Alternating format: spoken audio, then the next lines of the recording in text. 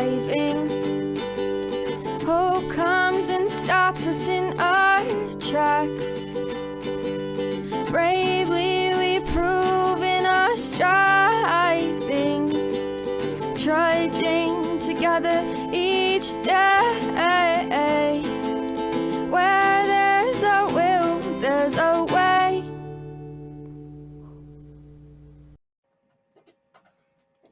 Hi. Hello. Good afternoon. We're going to be talking about slips.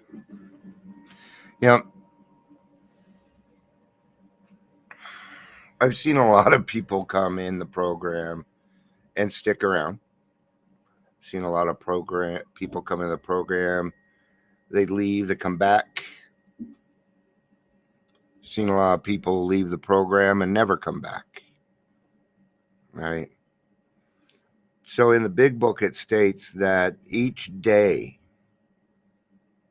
is a new day when we get to show God's omnipotence. Now, we don't necessarily need to get... Hi, Patricia. Good to see you, honey. We don't necessarily need to have this perfect connection with our God all the time, but you should have some sort of connection at all times, because things can happen so fast in this world. When I was in the Phoenix concept, there was a man that came in, and this was back in 1989. We had to take care of him, and he didn't even remember his own name until he had been there about a month. And turns out people were looking for him. The police were looking for him. He had been there about 2 months, and he was doing well. And he decided, because the thing was this place was for Skid Row drunks. But they had told him, because I didn't run the Phoenix concept, Ray Hayworth did bit. So Ray told him, you can stay. You're not any different from us. Look where you ended up, on Skid Row. It turns out that this man was rich. He actually owned like 4 of the major bars in Denver.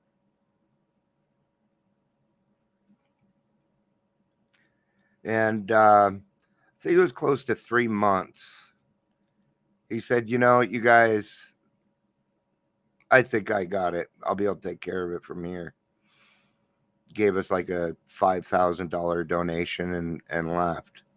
I don't know how much the donation was, but I do know that he made a pretty sizable donation. Remember, 1989, $5,000 is a lot of money, right? So, but Ray had told him, hey, doesn't matter that you're rich. Alcohol doesn't care. Look where you ended up, and you will end up back here or dead, because you were that bad. He almost died. He had a bunch of Skid Row drunks bring him back to life, and he left. And we heard about him about 2 weeks later. He had gone to Vegas, and they found him in his hotel room. He had asphyxiated on his vomit. And I'd actually gotten kind of close to this man, so it was pretty upsetting. It's still upsetting to talk about it. Right? So that's just one example of how the thing with alcohol is this. Every time we drink, we are taking a chance that it's going to kill us or kill somebody else. There's that chance. And it's a much better chance than most other people, because we are not in our right minds when we are drinking. But what we're talking about is the slip here and how it can happen fast. Tell me if this sounds familiar. Oh, this is out of a daily reflection. I think I'm going to cover that first. Let's cover that first. Okay. I was slipping fast. We AAs are active folk enjoying the satisfactions of dealing with the realities of life.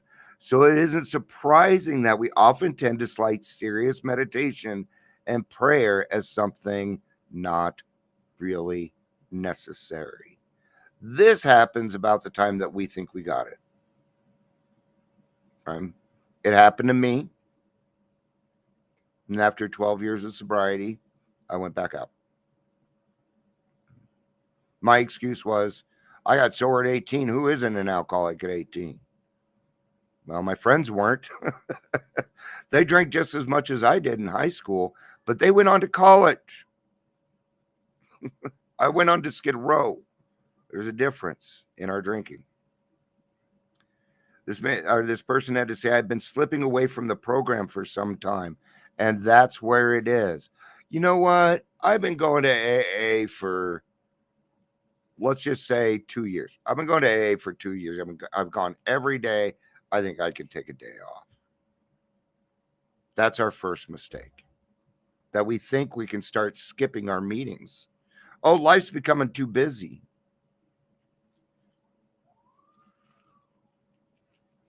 And we forget that our life has become so busy because we're doing so many good things because we are sober now and following God's will.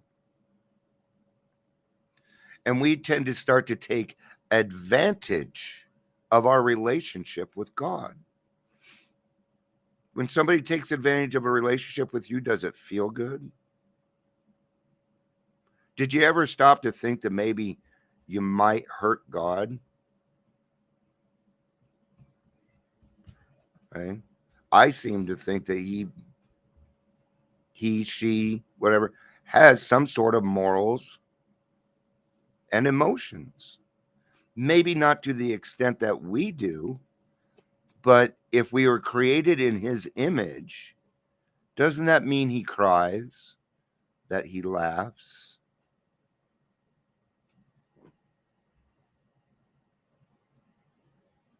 Just some things I'm thinking about.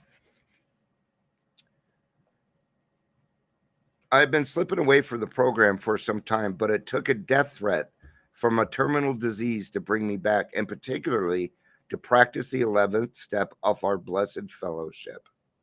That's what happens. People get into the maintenance steps and they don't forget. We don't forget to pray. You've been praying for fucking years. Oh, I forgot. No. Nope. This is called resting on our laurels. And it does not matter how much time you have. It doesn't. I don't know if you guys can hear my grandkids upstairs. They are loud right down. Although I had 15 years of sobriety and was still very active in the program, I knew that the quality of my sobriety had slipped badly. 18 months later, a checkup revealed a malignant tumor and prognosis of certain death within 6 months. Ouch.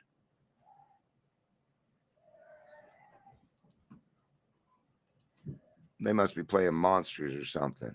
Yes, we are all only one day at a time sober. And I absolutely believe that across the board. Right? When I say stuff like, well, today, if you got up for 12:30 p.m. Mountain Standard Time, you have more sobriety than me. And I mean that. I mean that. Because every day we're all on the same level. Right?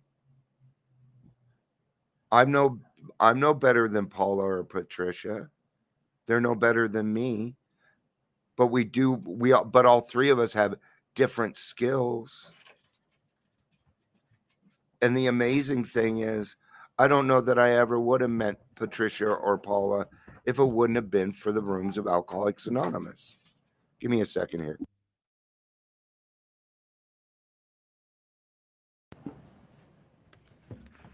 I yelled that I was live. It'll do nothing to help.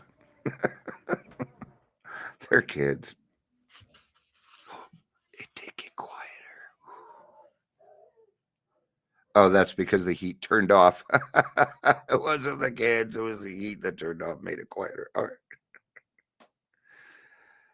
Despair settled in when I enrolled in a rehab center, after which I suffered 2 small strokes, which revealed 2 large brain tumors. As I kept hitting new bottoms, I had to ask myself why this was happening to me. God allowed me to recognize my dishonesty and to become teachable again. Okay. Now, what was the name of this? I was slipping fast. They didn't have a slip, though.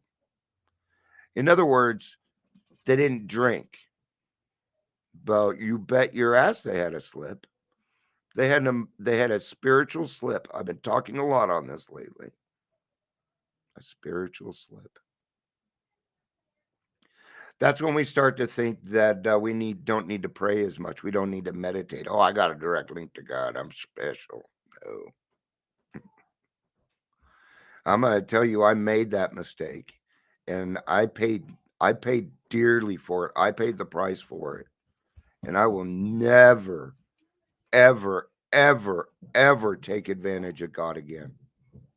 No, I just won't. He's given me too much, and I don't want to go backwards. I enjoy my life today. Even when I'm having shit days, I still enjoy my life better than I did. I'm not all wound up and angry and, you know, with my sweating all the time, PTSD and anxiety and all that. I'm so glad I'm through all that stuff. That was a hell of a ride, man. I'm gonna tell you, I needed God all the way through. It took a tribe to get me there. All right. And some of the people here are part of my tribe. No, Patricia, I've never talked to you on the phone, but you're part of my tribe. You're here every day. You love what I do. Of course you are. So let's find out what happened with this guy. God allowed me to recognize my dishonesty and to become teachable again. Miracles began to happen. Okay, I'm going to save it right there because there was a very good line there. God allowed me to recognize my dishonesty and become teachable again. The thing is if you're going along your little merry way and it seems to be working, soon you're going to be finding your anger popping back up. You're going to find yourself forgetting certain things, right? Because you're not talking to God. Remember that the number one thing that works best in your brain is your forgetter. It's your forgetter. That's why we alcoholics need this impounded into our brain every day for the rest of our lives. Every day for the rest of our lives. Some people that feels overwhelming, so we do it for today. For me, that doesn't feel overwhelming. It sounds very nice, actually. But it's because I've lived in recovery for quite some time, and I don't know what's going to happen, but I know it's going to be good, most likely. Miracles began to happen, but primarily I relearned the whole meaning of the 11th step. My physical condition has improved dramatically, but my illness is a minor compared to what I almost lost completely. And this happens, my friends. It can happen to the best of us. We had somebody in the program that was doing great. But were they? Because they committed suicide.